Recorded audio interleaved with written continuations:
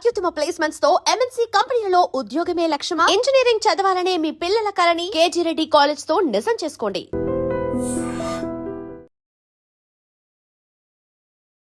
ఈరోజే భారత్ బంద్. సో భారత్ బంద్ అన్న పిలుపు నేపథ్యంలో ఇప్పుడు కార్మిక చట్టాల మార్పులు, అట్లాగే కొత్త లేబర్ కోడ్లు అండ్ ఇటీవల ప్రకటించినటువంటి భారత్ అమెరికా వాణిజ్య ఒప్పందానికి వ్యతిరేకంగా ఈ 10 ప్రధాన కార్మిక సంఘాలు అట్లాగే రైతు సంఘాలు కలిసి ఈ భారత్ బంద్కు పిలుపునిచ్చాయి.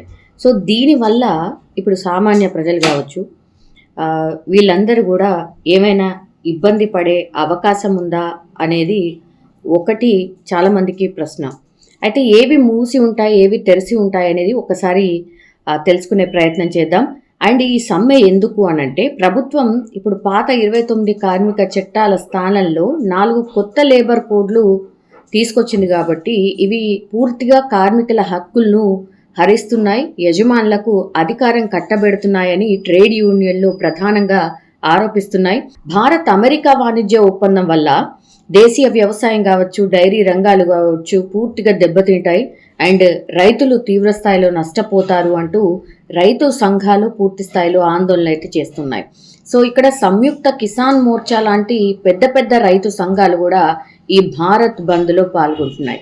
సో భారత్ బంద్తో అసలు ఏ సేవలు బంద్ కాబోతున్నాయి అంటే, బ్యాంకింగ్ సేవలు. ప్రభుత్వ రంగ బ్యాంకులు ఏవైతే ఉంటాయో అందులో లావాదేవీలు కొంచెం జరగకపోవచ్చు.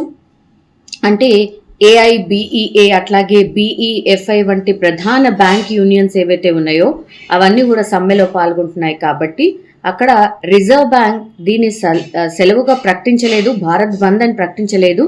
సో మరి స్వతహాగా ఉద్యోగులు ఎవరైతే పనిచేస్తున్నారో వాళ్ళు వెళ్ళకపోవచ్చు అనేటువంటిది. కాబట్టి ఆన్లైన్ బ్యాంకింగ్ కావచ్చు, ఏటీఎంలు కావచ్చు సాధారణంగా పనిచేస్తాయి. బట్ కొన్ని బ్యాంకుల శాఖల్లో మాత్రం ఈ ఎంప్లాయీస్ బంద్లో పాల్గొంటారు కాబట్టి విధులకు హాజరు కాకపోవచ్చు.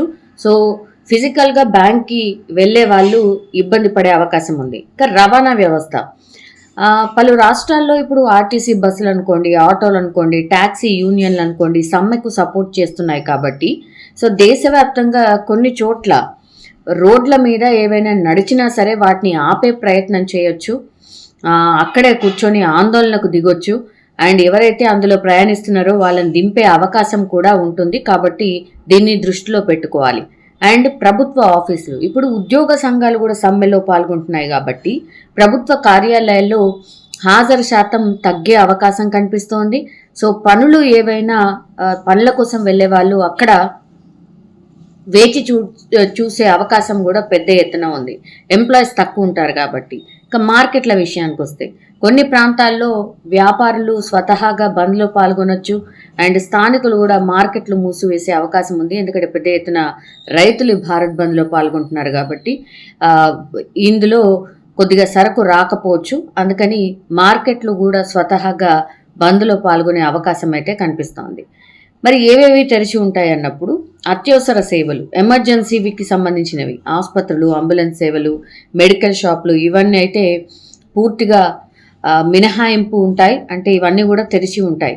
దెన్ విద్యుత్ అట్లాగే నీటి సరఫరా, ఇప్పుడు పబ్లిక్ యూటిలిటీ సేవలు కూడా ఏవైతే ఉంటాయో వీటికి ఎలాంటి ఆటంకం ఉండదు, యథావిధిగా అవన్నీ కూడా ఉంటాయి. అండ్ ఎస్పెషల్లీ ఇప్పుడు ట్రైన్స్ నడుస్తాయా, విమానాలు నడుస్తాయా అనేది కూడా, విమానం అట్లాగే రైలు సర్వీసులు కూడా షెడ్యూల్ ప్రకారమే నడవబోతున్నాయి.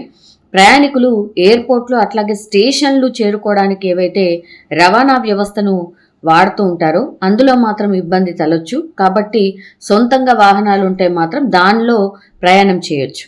ఇక స్కూళ్ళు, కాలేజీల విషయానికి వస్తే, జాతీయ స్థాయిలో విద్యా సంస్థలు మూసివేసి ఉంటాయి అని ఎట్లాంటి అధికారిక ప్రకటన అయితే లేదు. మేబీ మరి తెరిచి ఉండొచ్చా లేదా అనేది కూడా చాలామందికి క్వశ్చన్. ఇక స్థానిక పరిస్థితులను బట్టి ఇప్పుడు కేరళ, కర్ణాటక రాష్ట్రాల్లో కొన్ని విద్యా సంస్థలు సెలవు ప్రకటించే అవకాశం అయితే కనిపిస్తోంది. సో దేశంలోని మిగిలిన రాష్ట్రాల్లో కూడా అక్కడి పరిస్థితులను బట్టి, అంటే ఇక్కడ కూడా మన తెలంగాణలో ఇక్కడి పరిస్థితులను బట్టి కూడా స్కూళ్లకు సెలవులు ఉంటాయా లేదా అది ఎవరికి వాళ్ళే రాష్ట్రాలు డిసైడ్ చేసేటటువంటి అంశంగా చెప్పొచ్చు. సో ప్రయాణాలు పెట్టుకున్న వారు ఎవరైనా సరే ముందుగా ప్లాన్ చేసుకోవడం బెటర్. ముఖ్యంగా బ్యాంకు పనులు ఏవైనా ఉంటే కొద్దిగా ఈ రోజు మాత్రం కష్టం అని చెప్పొచ్చు. ఆన్లైన్ సేవలు మాత్రం యథావిధిగా నడిచే అవకాశం అయితే కనిపిస్తోంది. సో భారత్ బంద్లో మాత్రం కొన్ని సంఘాలు మాత్రమే పాల్గొంటున్నాయి కాబట్టి పూర్తి స్థాయిలో భారత్ బంద్ ఉండే అవకాశం అయితే కనిపించట్లేదు. నిజంగా ప్రస్తుతం ఉన్నటువంటి సమాజం దేనికి ప్రయారిటీ ఇస్తుంది? ఆర్థిక సంబంధాల చుట్టూ మాత్రమే తిరుగుతోంది. మళ్ళీ ఎన్నికలు అనగానే చాలా విరక్తి కలుగుతాను. మంచి అనిపిస్తుంది కదా, లేడీస్ కూడా ఛాలెంజింగ్ జాబ్స్ చేసినప్పుడు చాలా బాగుంటది. ట్రాఫిక్ అసిస్టెంట్స్ గా నియమించిన ట్రాన్స్జెండర్స్ అందరితో సాల్యూట్ చేయించుకుంటున్నారు. ఫుడ్ డెలివరీ ఇవ్వటానికి వెళ్ళినటువంటి డెలివరీ బాయ్ అనిల్ పై కళ్ళ ముందు